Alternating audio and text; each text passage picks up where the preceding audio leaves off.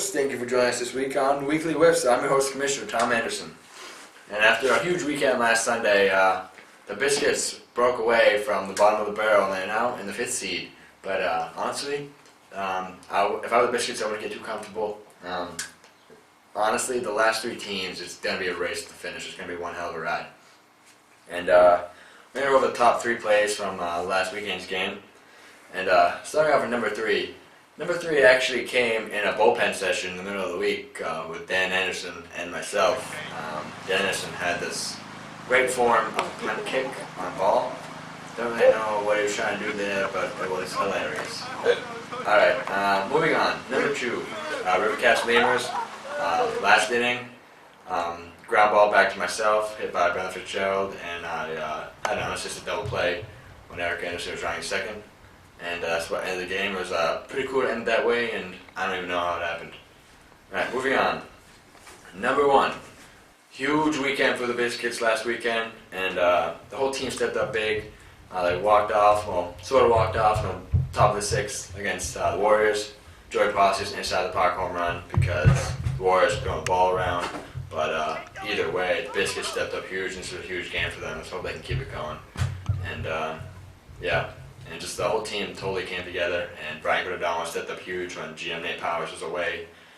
And just a great game to watch, and it was an incredible finish. Alright, that's about it for me for now. I'm going to head over to Dan Anderson, the Vice President of this league, for the Inside Scoop. Dan?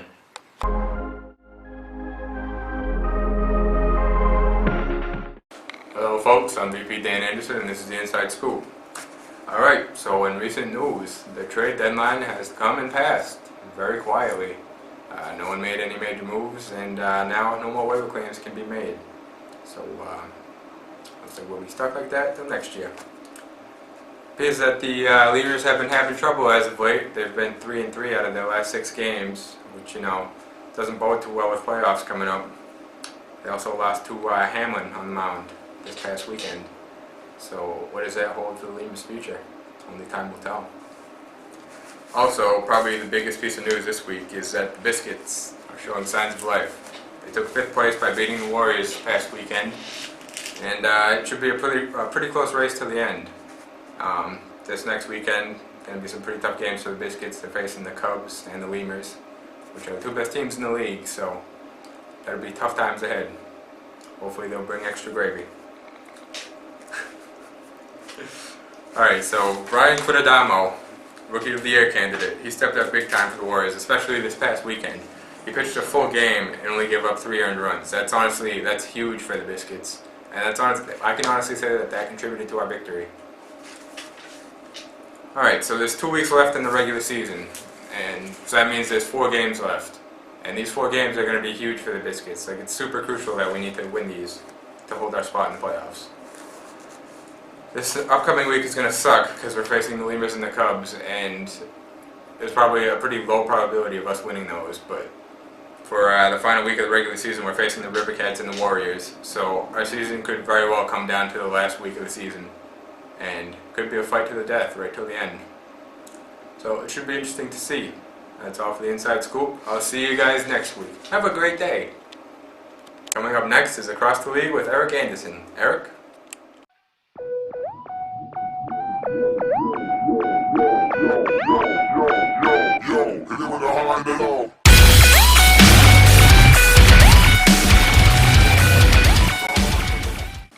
Thank you, Dan, and hello, PWO Universe, and this is Across the League, and as always, I'm joined by my co-host, Mr. Eric Lear. And today we have a special guest, Commissioner Thomas Anderson. Pleasure to have you both here. Thank you. We only have 2 weeks left in the regular season, which is kind of hard to believe. Yeah, it went by quick. But there's a couple of different things happening with certain teams, and we're just going to start out by saying that the Biscuits are alive. Absolutely they are, and they're swimming deep in gravy, having a great time. And honestly, Brian Cordano has stepped up in a huge way for this team. Definitely taken over a leadership role, and this team is heading the right direction. Let's see if they can keep it going. We had a tough match. We got 2 tough matchups this week against the Lemurs and the Cubs. So other than that, this team, fingers crossed. He really showed up to play against us last week. That game was there was no score for We hadn't scored since the first and second innings. The entire game was just 8-5 the entire time, and then top of the sixth, him and Russell broke it open, and that was what led to our downfall. But that's definitely led by Q, and his pitching was pretty stellar.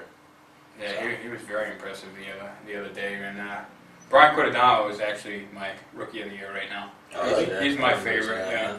Just what he's brought to the Biscuits organization right now and what's been happening to Tom Gannon, I think Brian Quintana was probably the odds-on favorite for Rookie of the Year right now. Yeah, not even just like what he brings to the Biscuits, but what he brings to the league. Like he's like the type of player that we've always wanted in the league, and type of players we want to bring in. Yeah. I still think my Rookie of the Year vote would probably be Chris Broder, just because of his numbers. Yeah. Because he's been pretty stellar he just fit right in with the Cubs lineup, just hitting dingers with Emo and Hamlin. And is he technically a rookie? He's in like the same boat as Gannon with the rookie thing. That's what I thought. He never actually completed a full season. So, I mean, we have like what 3-4 candidates total. Yeah, something like that. So, something small. Yeah, it's a small boat to pick from, but yeah, I feel like Broder was definitely part of that Shorebirds the whole year, no? I don't know. Really? He started. I wouldn't know. I wasn't there, but No, we'd have to look into that, but regardless if he'd be Rookie of the Year or not, Right, Brian's been down well for rookie of the year. he's doing good. Picked him. I think it'll be close either way.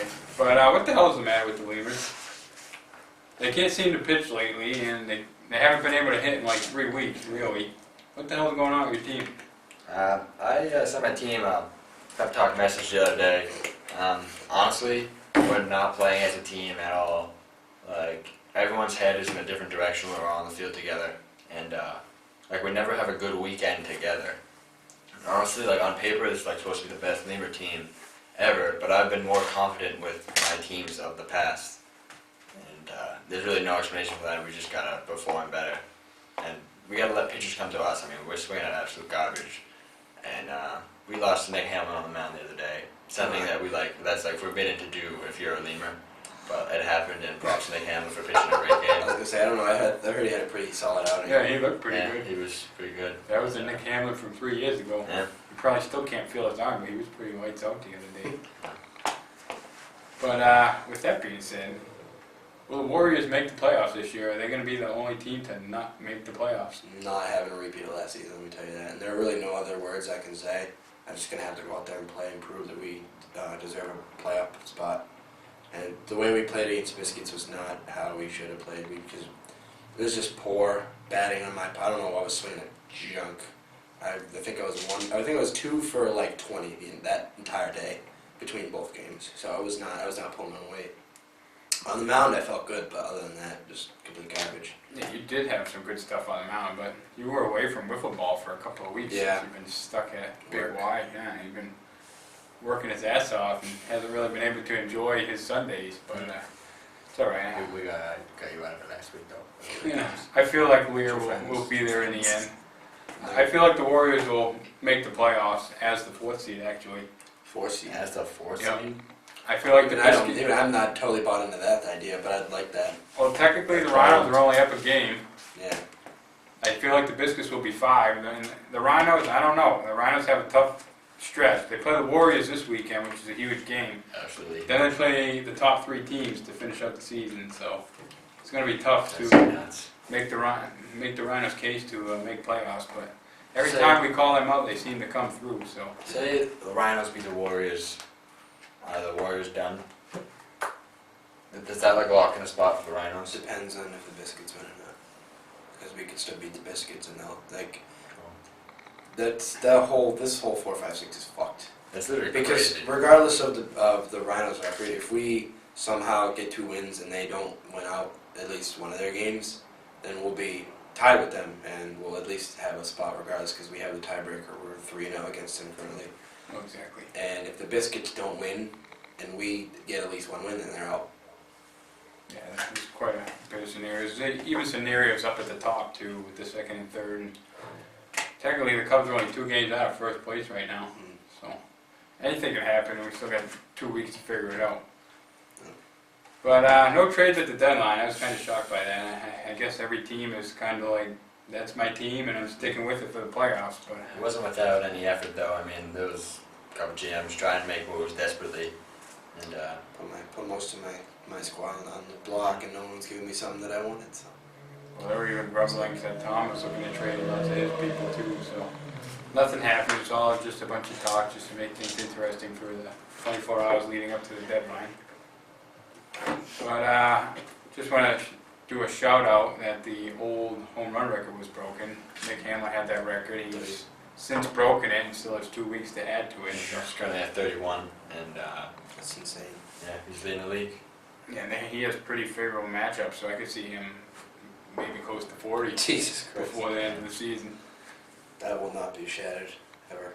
I feel like if he gets at least 35, that won't be broken for a while. Unless for some reason we move the fences up and pitching goes slow pitch. Which won't happen. Yeah, like I said before, there's huge games down the stretch for the bottom 3 teams. All 3 of them are essentially playing each other in some aspect. Yeah. I think we all have one matchup with each other left. Yeah. So, Nuts. yeah, I don't know what's going to happen, so it's certainly going to be interesting.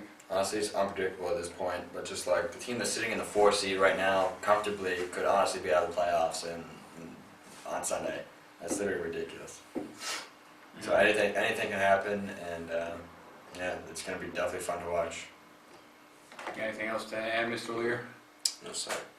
All right, well, I guess that's it for Across the League. Do you have anything else to add, Tom? I'm just looking forward to seeing these huge matchups on Sunday and having a strong finish to the season. All right, well, I guess that's it for today. Take it easy, PWL Universe.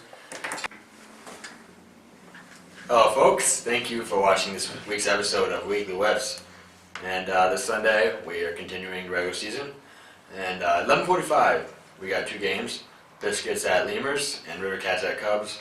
Huge games for at least one team in each of those games. Biscuits trying to stay alive. River Cats Cubs fighting for that second spot and for home field advantage in the playoffs.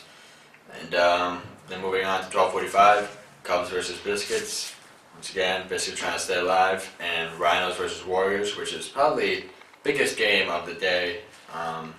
Honestly, the Rhinos could be knocked out of the playoffs still. I mean, they gotta play every damn game. And if you're a Biscuit fan, you gotta be rooting for the Rhinos in this matchup. But it could go either way. Then moving on to 1:45, it's Lemurs at Warriors. And in prime time, we got the Rhinos versus River Cats. And it should be a great Sunday for football. Plan on bringing you a game, and I'll see you there. I'm your host and Commissioner Tom Anderson signing off. Have a great day.